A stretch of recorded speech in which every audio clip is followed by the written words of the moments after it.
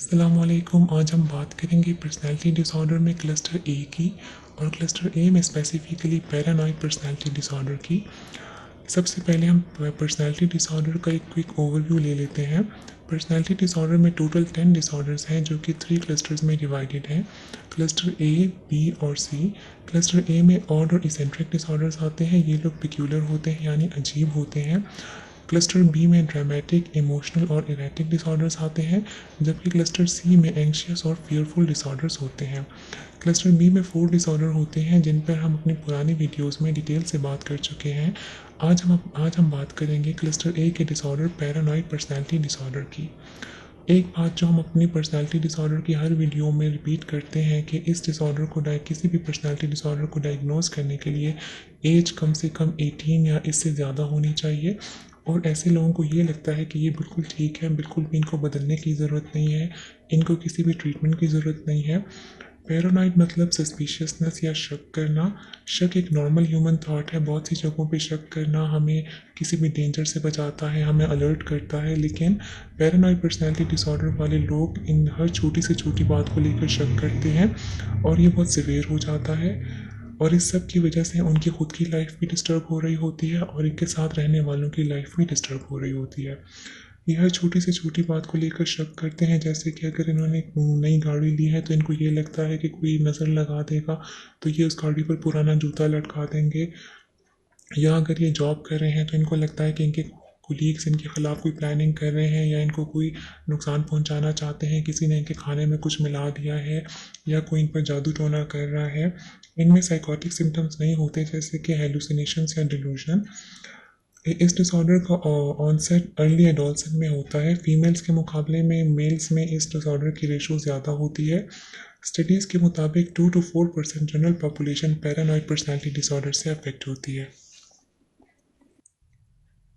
Paranoid personality disorders के symptoms या characteristics की अगर बात करें तो इनके शक की कोई ख़ास बेसिस नहीं होती, ये बेबुनियाद शक करते हैं। जैसे अगर कोई बात कर रहा है तो ये सोचेंगे कि ये मेरे बारे में बात कर रहे थे इसलिए मेरे आते ही ये चुप कर गए, ये मेरे ख़िलाफ़ कोई प्लानिंग कर रहे हैं या ये मुझे कोई नुकसान पहुंचाना चाहते हैं।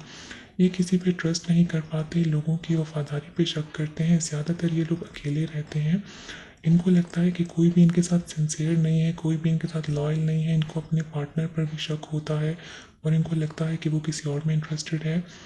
किसी भी छोटी सी नॉर्मल सी बात को ये बहुत ही गहरा मतलब उसका तलाश करने लग जाते हैं। जैसे अगर किसी ने बहुत ही मामूली सी कोई बात कर दी है तो ये उसको बहुत ही नेगेटिव लेंगे, उसमें बहुत ही बड़ा मतलब तलाश करने लग जाएंगे, खुद से उसको गलत इंटरप्रेट कर देंगे कि जिसने भी ये बात की है उसका कोई गलत इंटेंशन था।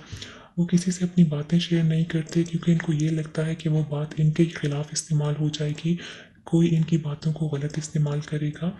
इनकी अनफॉरगिविंग नेचर होती है, ये ग्रजेस रखते हैं, बरसों तक ये एक बात दिल में लेकर बैठे रहते हैं। जैसे कि ये कहेंगे कि 4-5 साल पहले आपने ये बात मुझे इस तरह से की थी। ये स्टबर्न और आर्गुमेंटेटिव होते हैं। इनको लगता है अगला इनकी रेपुटेशन ख़राब करना चाहता है, ये बहुत जल्दी एक्शन लेते हैं और एग्रेसिव हो जाते हैं। इनको बगैर किसी बेसिस के बिलीफ होते हैं। अगर इन बिलीफ को और डिलूशंस को हम डिफ्रेंशिएट करना चाहें तो हम कह सकते हैं कि डिलूशंस में फिक्स्ड और फर्म बिलीफ होते हैं। अगर उनको एविडेंस भी प्रोवाइड किया जाए तो उनके बिलीफ चेंज नहीं होते, जबकि इन लोगों की बिलीफ अगर इनको समझाया जाए या इनको एविडेंस प्रोवाइड किया जाए तो इनके बिलीफ चेंज हो सकते हैं।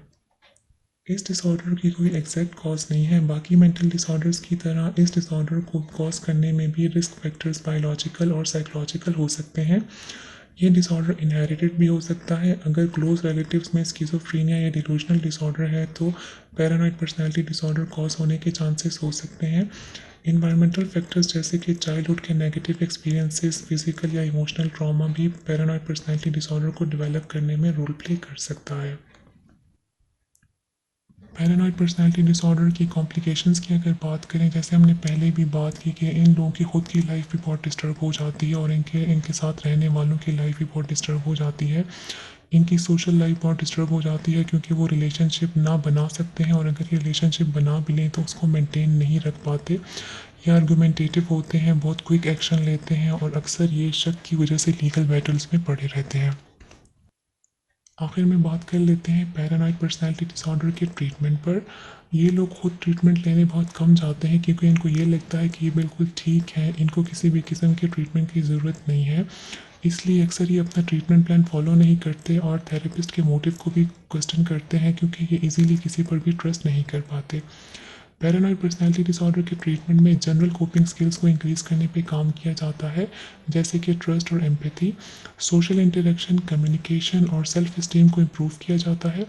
मेडिकेशन में anti anxiety, anti depressant drugs इनको साइकेट्रिस्ट रेकमेंड करते हैं अगर इंडिविजुअल एंग्जाइटी या डिप्रेशन जैसे साइकोलॉजिकल प्रॉब्लम से गुजर रहा है। कॉग्निटिव बिहेवियरल थेरेपी में डिस्ट्रक्टिव बिलीव्स और थॉट पैटर्न को चेंज करने में हेल्प मिलती है, जिससे उनकी सस्पिशियसनेस रिड्यूस होती है और इनकी सोशल इंटरेक्शंस इम्प्रूव होती हैं। आज के लिए इतना ही। मज़ीद वीडियोस के साथ फिर मिलेंगे। अल्लाह हाफ़िज़।